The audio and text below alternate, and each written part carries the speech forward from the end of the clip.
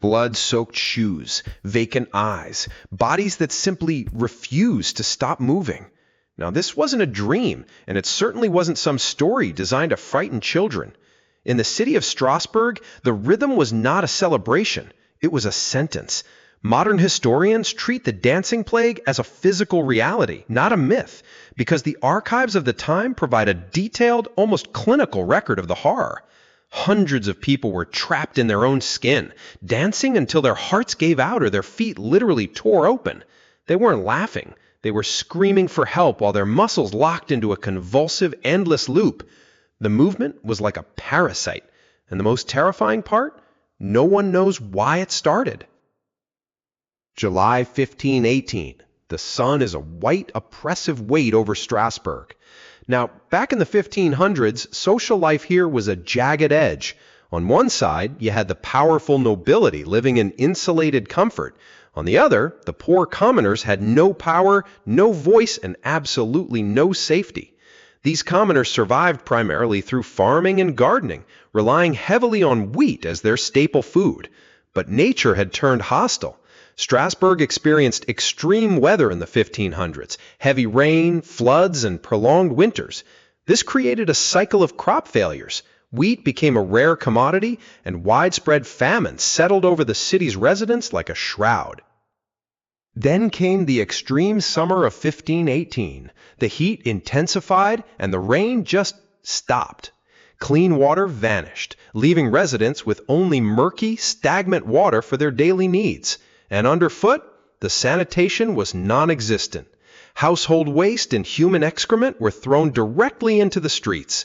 The streets became a warm, damp breeding ground where germs and bacteria flourished. This is the city the dancers entered, a place of filth, hunger, and a heat that felt like it was trying to burn the sanity out of the people.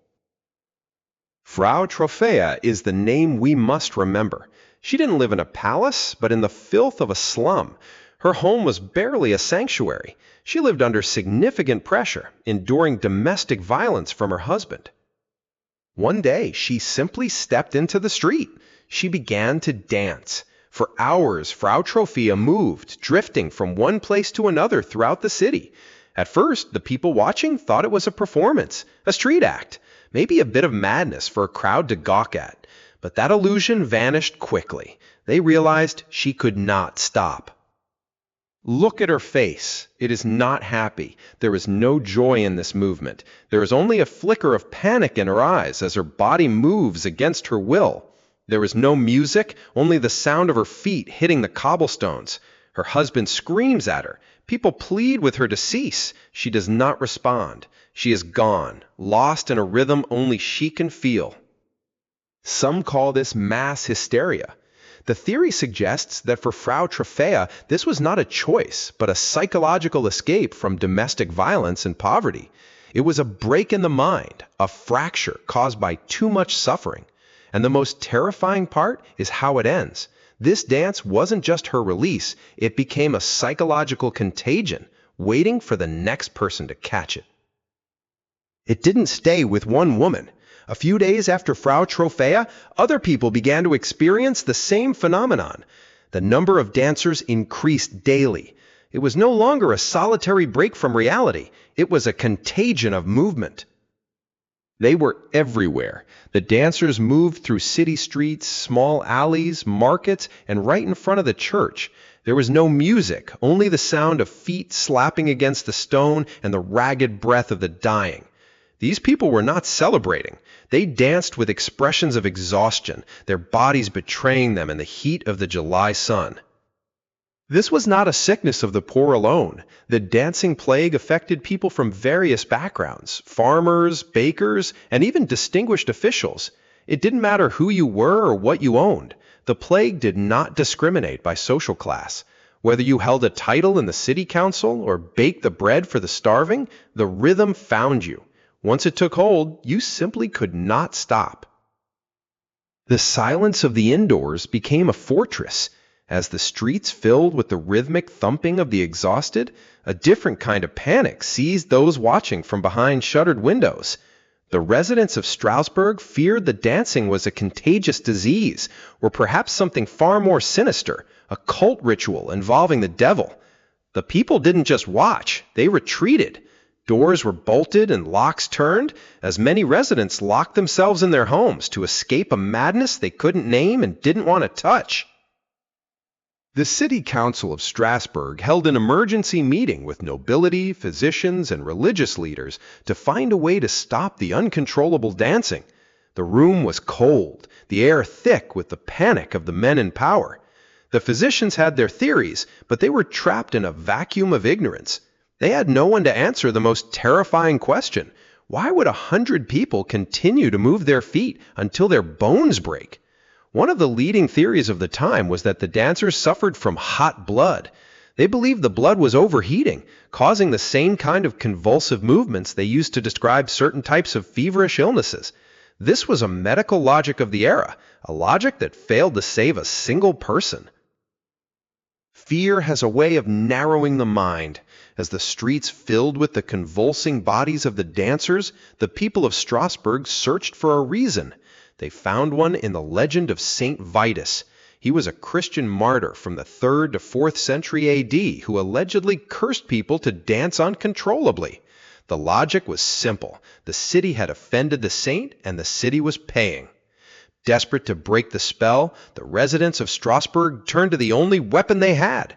They performed mass repentance, fasting, and prayers to appease Saint Vitus. Men and women knelt in the dirt, the heat of the July sun beating down on them, starving themselves and pleading for mercy while the dancers continued to spin around them. It was a ritual of absolute submission. But the religious approach did not stop the plague. The dancing didn't care about their prayers. On the 6th day of her dancing, Frau Troffea was taken to a church for treatment. The city's belief was simple. She was possessed and required religious healing. But the records do not provide closure. Historical records of Frau Troffea's fate after being taken to the church are limited. Her name simply disappears from the records, leaving a void where an answer should be. Eventually, the remaining dancers were moved to the Vosges Mountains. There, religious leaders recited prayers while the dancers rested. The retreat was a slow, agonizing process. Over several months, the dancers' bodies gradually became weaker and calmer. The fever of the dance finally broke, but the silence that followed was not a peaceful one. Blood and sweat soaked the cobblestones, but the men tasked with healing had no answers. Medical knowledge in 1518 was limited, leading to poor patient care and many deaths. There were no diagnostics, no understanding of neurology, just a desperate struggle where patients were not handled well due to limited technology and science. With the physicians failing, the residents of Strasbourg turned to the church and religious leaders for solutions. They stopped looking at the body and started looking at the sky, convinced that their famine, crop failure, and illness were signs that their God was angry. Strasbourg was not the first time the world broke this way. In 1021, Germany saw its own madness. Outside a church on Christmas Eve, 18 peasants in Kolbeck began to dance uncontrollably. In the records, they didn't stop. The plague lasted for a year before disappearing. Then there were the 1200s in the Netherlands. There, the rhythm took the young. Roughly 100 children were swept up in the frenzy, an event that, like the others in Erfurt, and Arnstadt, ended in death. Some see this not as a curse, but as a collapse of the mind. The mass hysteria theory suggests that the stress of famine, poverty, and disease in Strasbourg led to the outbreak. It was a breaking point. The residents lived in constant fear and uncertainty about their survival, their nerves frayed until the only way out was to move. They wasn't dancing for joy. They were vibrating with a terror that had nowhere else to go. Strasbourg eventually went quiet, but the ghosts of the dancers remain in the archives. We have the dates, the names of the city councils, and the medical failures. We are left with the image of hundreds of people, driven by a force they couldn't name, dancing until their hearts literally exploded in their chests. No scientific consensus has ever fully explained why a city decided to dance itself to death. Was it a fungus in the rye? A collective psychological snap? A contagion of movement that we simply cannot comprehend? The music stopped, the bodies were buried, but the question remains. What happens when the mind decides that the only way to survive the world is to stop being in control of your own body?